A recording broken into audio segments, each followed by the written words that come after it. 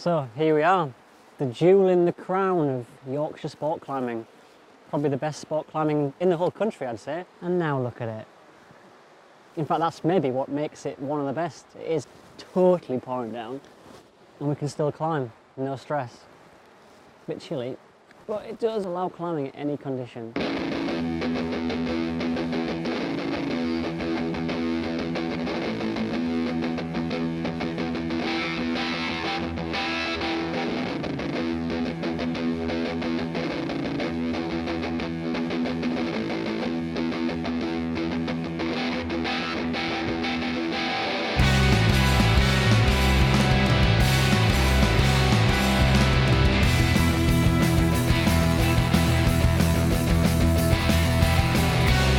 I started climbing here, it must have been probably way back in about 1995, 96, a long time ago.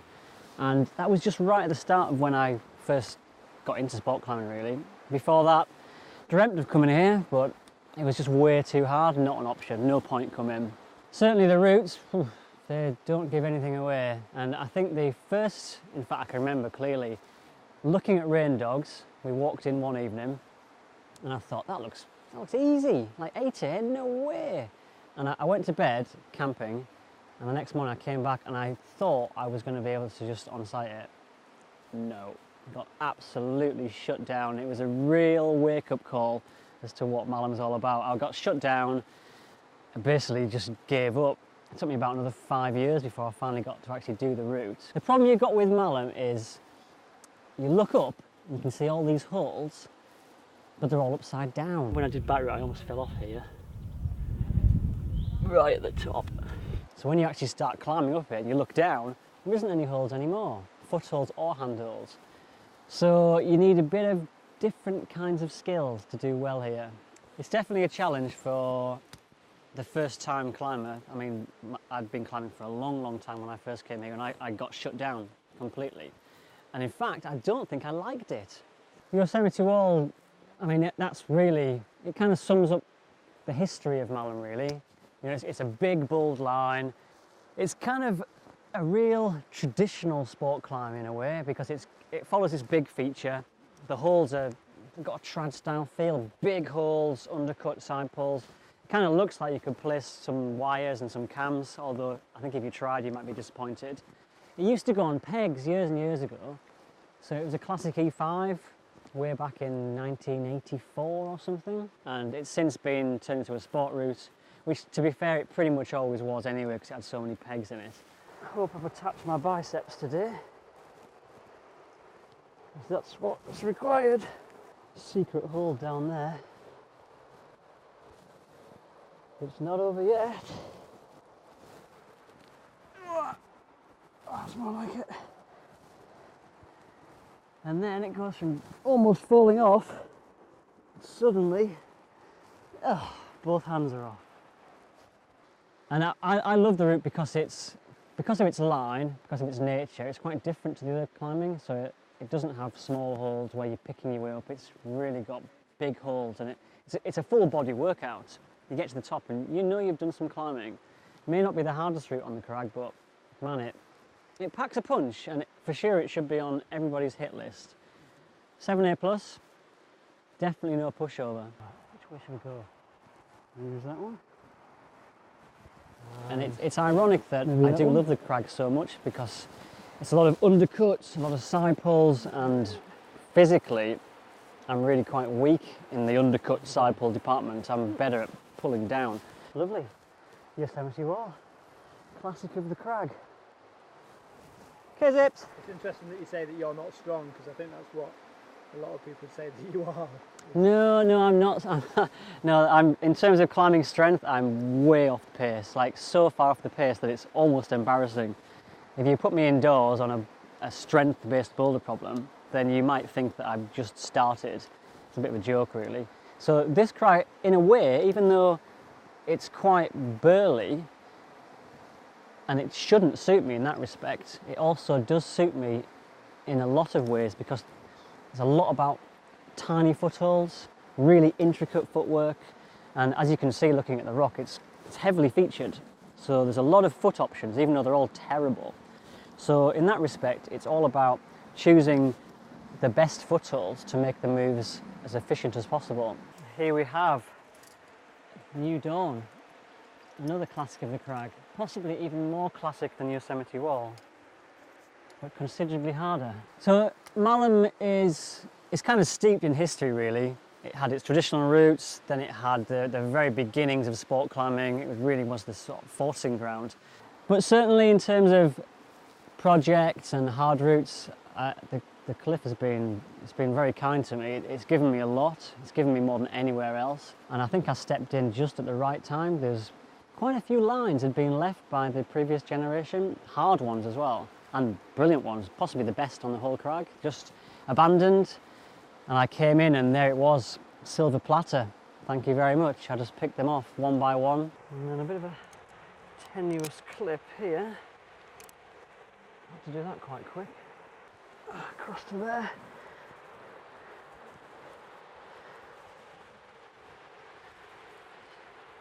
It's nice that that one's in. And then it's the crux. Can I remember what to do? No. I mean, one of the things to bear in mind when you come to Malham is that it isn't just a sport climbing cliff, it's got a lot of tradition as well. That seems as though my arms have shrunk. First of all, don't expect a lot of friction on the rock because there isn't that much. It's had a lot of traffic, but that doesn't detract from the quality of the climbing. In a way, you could even say it actually adds. Don't expect bolts every foot. A lot of these routes were done minimalistically bolted in the past. That's not to say it's dangerous, but certainly it's no pushover. And now the famous run out. Nobody likes this run out.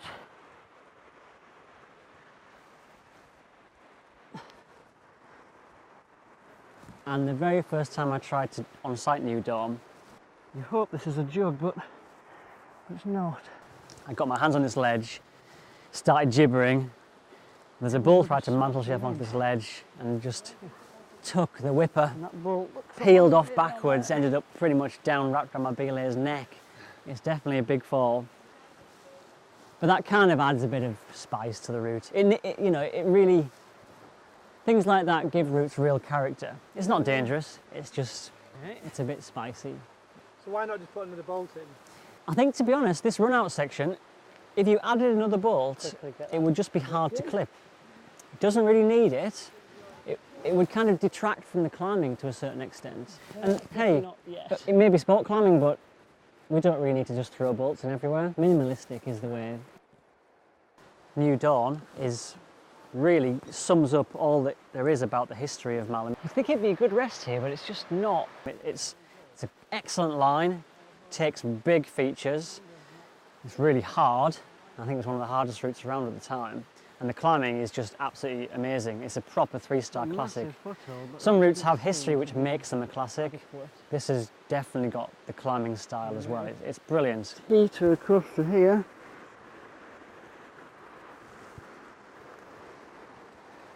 And then some good old... I mean, Malham on a world scale, I think it's up there. Okay, so it's not Seus, it's not the Verdon. It's a quality crag, it's pretty special, and it would be in the running of best crags in the world for sure, no doubt. And this last section is always a bit strange. It goes right out across over here. It's not just me saying that as well. Ondra's been here, Sharma's been here. They both went away with a strong feeling that it was a very good crag. Certainly Ondra, he's been back twice. Onto a pretty disappointing hole, to be honest. Like, what's this all about? Okay. Hope that's dry. Yep. Just the belay to clip. Classic. One of the best routes in the world. Brilliant. So Rain Dogs. Now, I think you'd have to say Rain Dogs is possibly the Malham classic route. 8A, many people's first 8A.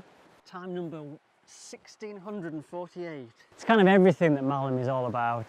It's really hard, it's really intense. It just follows a line of not very good holes at all.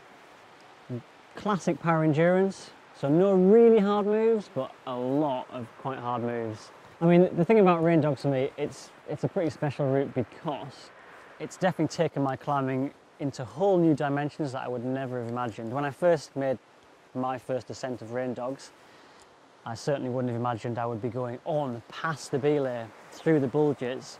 I mean, a lot of routes at Malham, they do kind of end where the climbing gets really hard. They end at a good hold or maybe a ledge or something, and there's a belay there, but then the climbing kicks out and gets a lot harder. And this is particularly the case with Rain Dogs, classically so. First crux, hop. Just about reached that. In terms of opening up new doors in my climbing, it was kind of maybe the one route which inspired me to take my climbing further.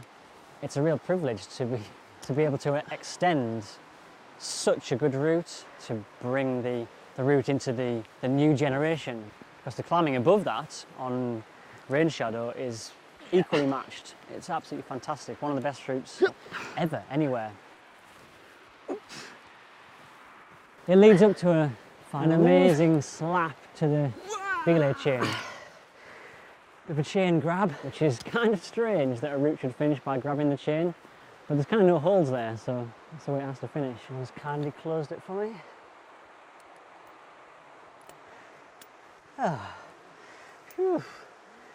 And that is Rain Dogs. And if you're going any higher, this is just the start. I still feel pumped. So what's above this route then? Above this route there is a whole world of pain. There is Rain Shadow, which is 9A, probably the best route here. And then there is potentially a link into Bat Route, which is quite a bit harder. One for the future generation. On the whole, it's a privilege to be able to climb here, and I kind of spotted that right from the start, that it kind of held something quite special.